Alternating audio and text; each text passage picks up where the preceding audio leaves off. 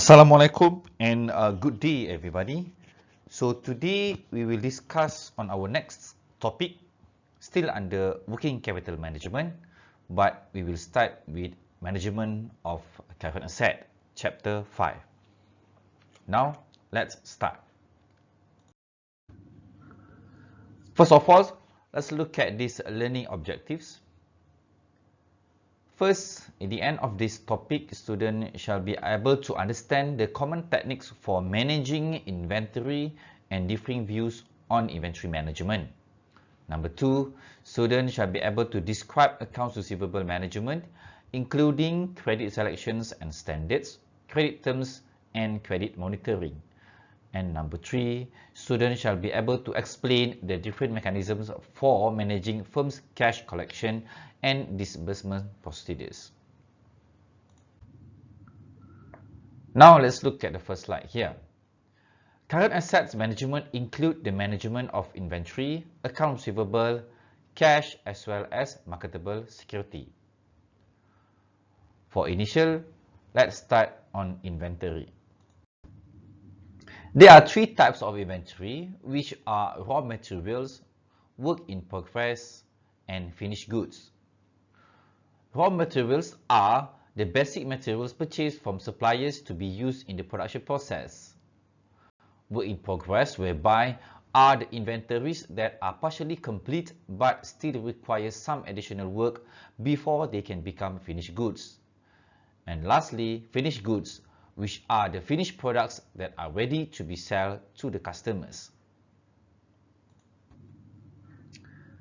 The effective management of inventory depends on the size of its investments. However, the appropriate level of inventory might be viewed differently by different departments in the organization, such as financial, production, purchasing, and marketing department. For example, financial department may prefer to keep the inventory levels as low as possible in order to prevent any unneeded resources as well as to minimize any costs. Marketing department would prefer high volume of inventories so that all orders will be met and to prevent any stock outs. Whereby production department are focusing on producing acceptable quality of finished goods with low cost of production, thus prefer to have high level of materials in order to avoid any production delays. But purchasing department, their main concern is to ensure that the right quantities are available at the right time and at a favorable price. Therefore, they need to be careful not to have over-purchase or under-purchase situation.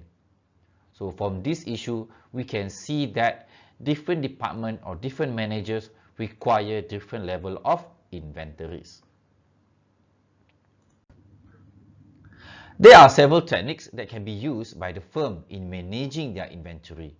For example, EOQ, ABC, JIT, or MRPS. We will discuss further on each techniques in the next slide. First, EOQ, or Economic Order Quantities.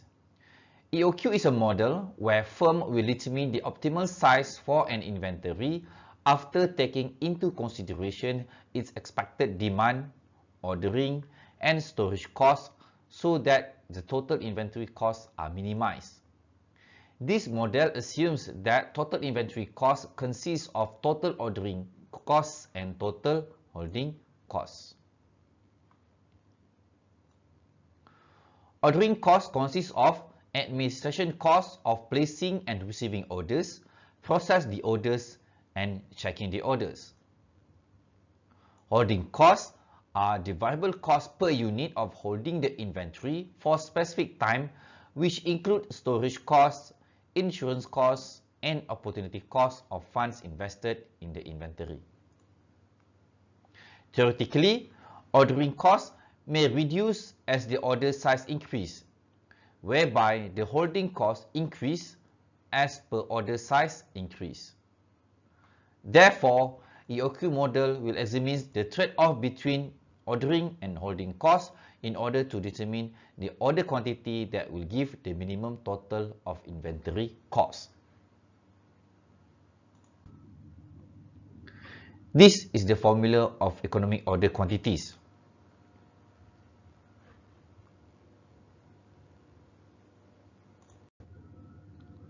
However, there are weaknesses associated with this model. First, the model assumes that demand is constant, which actually it may vary day to day. Next, it assumes that the unit price is constant, which in reality it is subject to fluctuations. And then, this model assumes that the holding costs are constants, which it may vary due to the variety of reasons such as inventory size, economies of scale, and storage efficiency. Although the model suffers limitation due to the assumptions, it can be modified to compensate for them. One way to do it is by having reorder point. Reorder point is a reflection of a firm's daily usage of an inventory item. It measures the number of days to place and receive an order, assuming that the inventory is used at a constant rate. Thus, the formula of reorder point is number of days lead time times or multiply with the amount used daily. When an inventory level falls to the reorder point, a new order will be placed for the item's EOQ. The target is to turn over the inventory as quickly as possible without facing a stockout issue. Thus, by determining the optimal order size, the EOQ model is able to obtain the firm's optimal inventory turnover rate.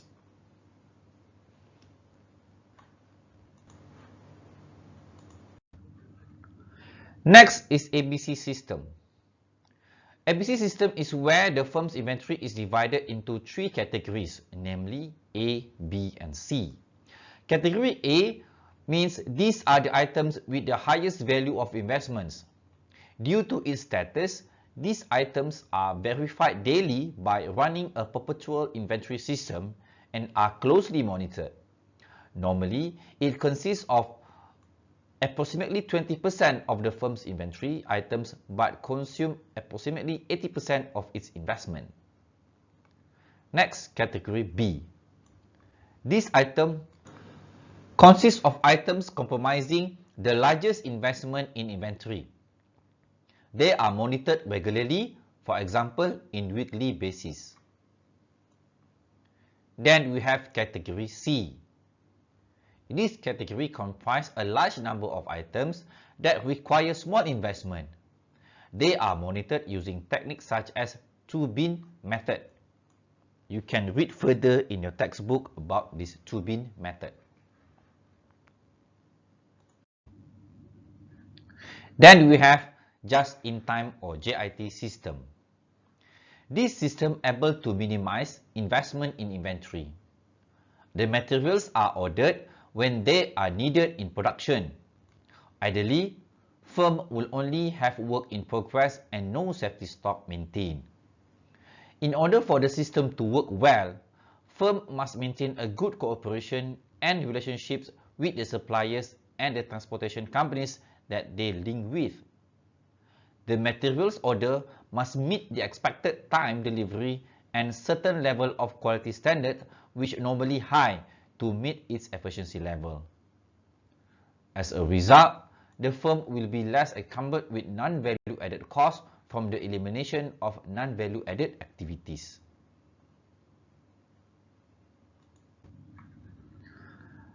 Then we have Materials Requirement Planning System or MRP system. It is a system where it will determine the type of materials to order and when to order them. EOQ model is used to determine the amount to be ordered. A simulation is carried out to determine each product's bill of materials, inventory status, and manufacturing process. To do this, the computer simulates material requirements by comparing production needs to available inventory balances. The system determines when order should be placed for the various items on the basis of the time it takes for a product to move through various production stages and the lead time required to get the materials.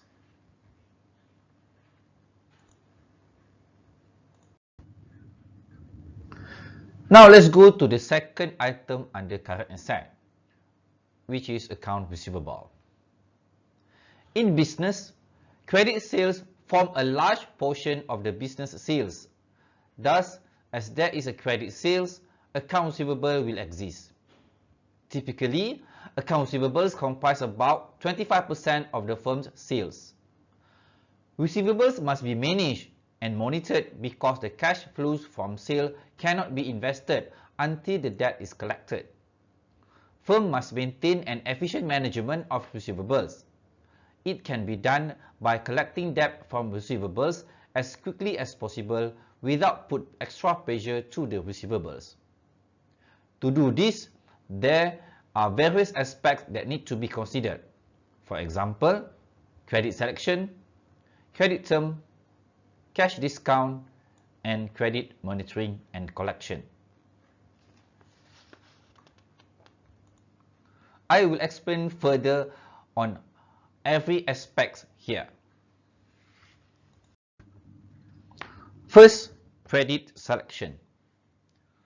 Credit selection is a process in determining the customers that should receive credit by evaluating their credit worthiness and compare it with minimum requirements for extending credit. It is vital as the decline in customer quality will increase the cost of investigation, collection, and default. Some of the techniques of credit selections are: customers who purchase in large monetary amount may be chosen based on certain criteria such as character, capital, capacity, collateral, and conditions. Character means we look on the reliability in the payments. Capital means we look at the customer's debt to equity ratio. Capacity means the cash flows available for repayment. Collateral means the assets available for securing the debt. And conditions mean the prevailing economic and industry condition. 2. Customers who purchase in bulk or high volume but small monetary amounts may be assessed using credit scoring technique. This technique involves the use of statistically derived weights that represent key financial and credit characteristics that will measure customers' overall credit strength, which is the score. The decision to accept or reject an applicant will be dependent on the score. The score is calculated from a set of simple questions and then compared with a predetermined standard. The purpose of credit scoring is to make an informed credit decision quickly and cheaply.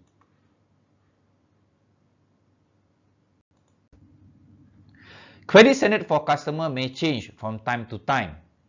The relaxation of standard will lead to higher sales volume, which will then increase firm's profitability. However, it will also increase debt collection efforts and chances of bad debts. But if the standard is tightened, it will lead the other way around, where sales volume will be lower and profitability will decline. Refer example 1, Perdana Manufacturing, for better understanding.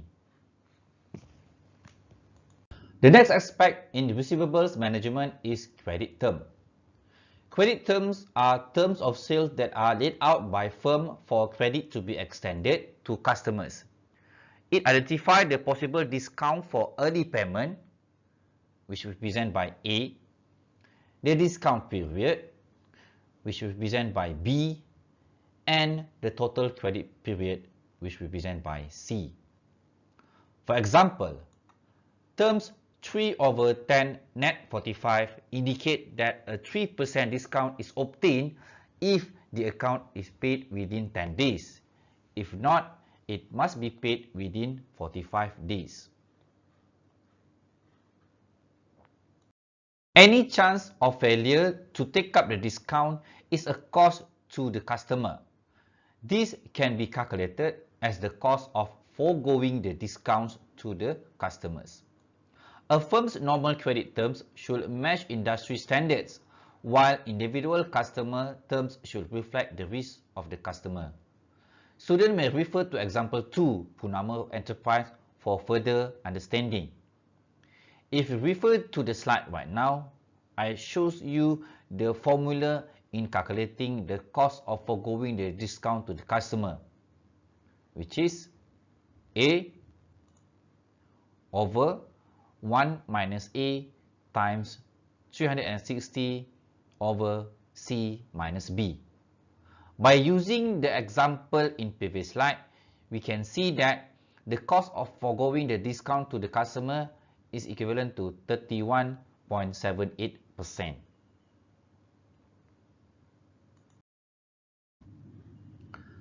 Beside credit terms, cash discount is another aspect to be considered. It acts as an incentive for customers to pay earlier. The discount decreases the firm's investment in accounts receivable, although it decreases profit.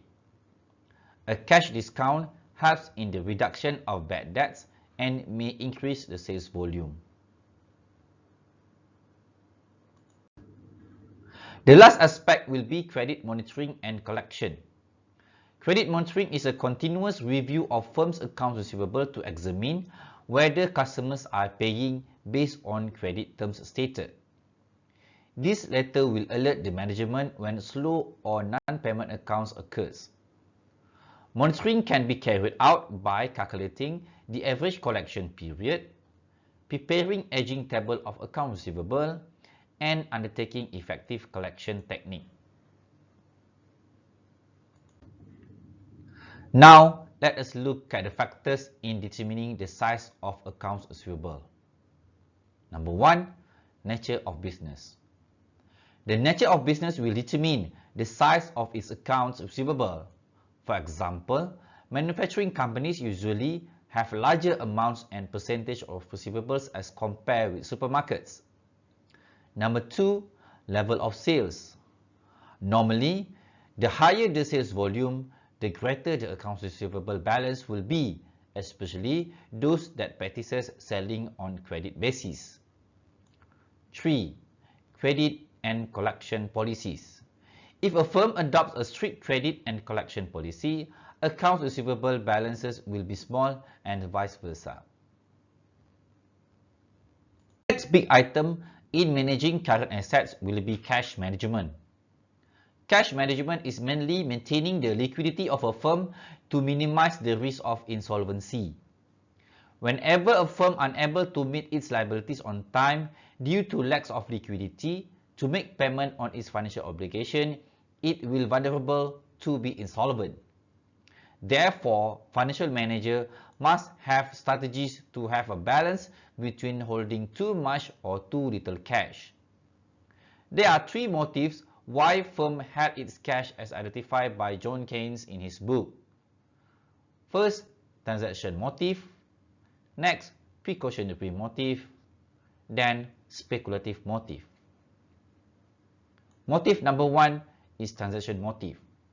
Under these motives, firm held cash for the purpose of meeting cash needs arising in the ordinary course of business.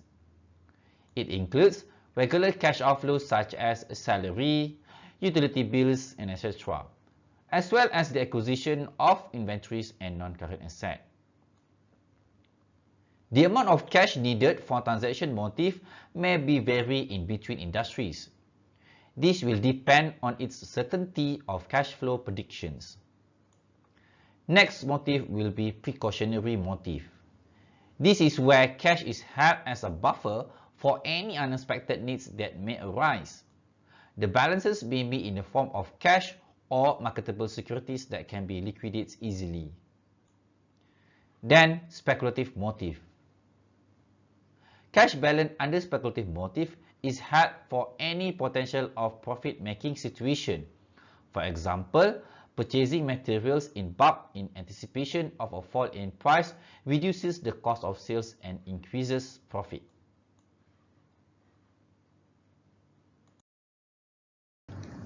This video will show the general idea of the motives for holding cash by a firm. Enjoy it!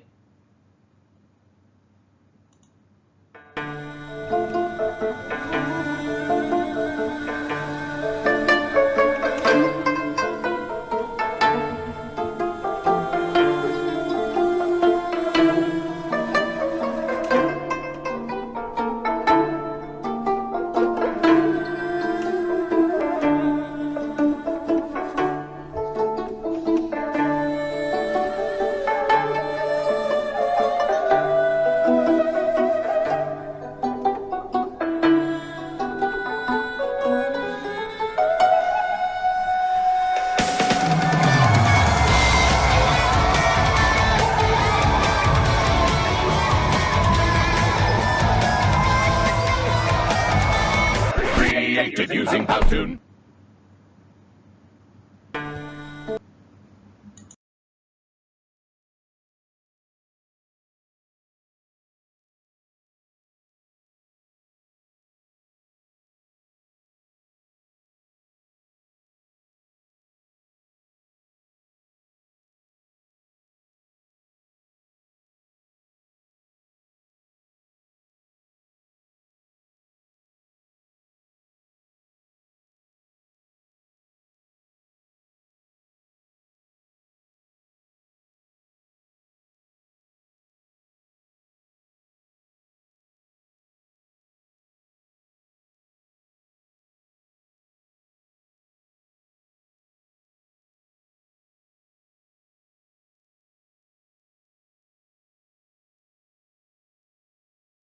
Every firm needs to have cash planning.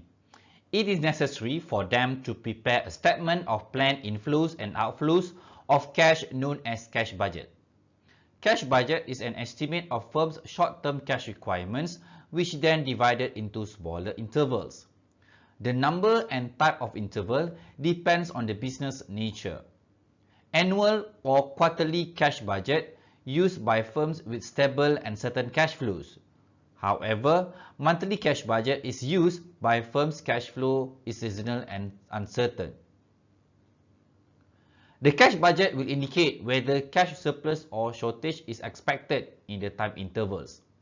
Now, let us look to the components that firms have in their cash management process. 1. Floats. Floats refer to funds that have been paid for but are not usable yet. It consists of three subcomponents, which are main float, which is the length of time between mailing of payment and its receipt. Next, processing float. It is the length of time between the receipt of payment and its deposit into firm's account. Then, clearing float, which is the length of time between deposit of payment into firm's account and when the fund can be used. For example, the time taken for check to be clear. Next is reducing collection time. This will reduce customer collection float time, which will shorten the average collection period and the cash conversion cycle, for example, by using lockbox system. Number 3 will be increasing payment time. This can be done by increase the mail float, processing float, and clearing float for disbursement without cause a strain in suppliers' relationship. Then, concentration of cash. This is a process used by firms to concentrate lockbox and other deposits into single bank. The advantage is that it creates a large pool of funds for short-term investments, which will reduce transaction costs. It also improves tracking and internal control while allowing firms to implement payment strategies that reduce idle cash balances. Cash can be transferred to concentration bank by using Depository Transfer Check or DTC, Automated Clearinghouse Transfer or ACH, or wire transfer. Students may read further description about this method in the textbook. Lastly, zero balance accounts. These are accounts that always have zero balance in order to eliminate non-earning cash balances. Here we meet again with CCC as in our previous topic. However, I will not explain further on this as I already discussed this earlier. The last component in current asset are marketable securities. These are assets that can be quickly converted into cash. Some examples of marketable securities are treasury bills, commercial paper, negotiable certificate of deposit, and moneymaker mutual funds. So, why firms have marketable securities in their account? First, as a substitute for cash due to their speedy conversion to cash. A firm may sell their securities to obtain extra cash when cash outflows exceed cash inflows at any point in time. Secondly, as a temporary investment, as when inventories and receivables are low due to seasonality of sales which suit with conservative approach. Besides that, it also be held for the purpose of meeting the known financial requirements. There are plenty of criteria to be used by firms in choosing the suitable marketable securities. For example, financial risk or default risk, interest rate risk, inflation risk, marketable or liquidity, and yields or rates of return. Students may read further description about these criteria in the textbook. That's all for our topic today. Hope you gain new knowledge from my lecture just now. Till then, see you in our next topic. Assalamualaikum and bye.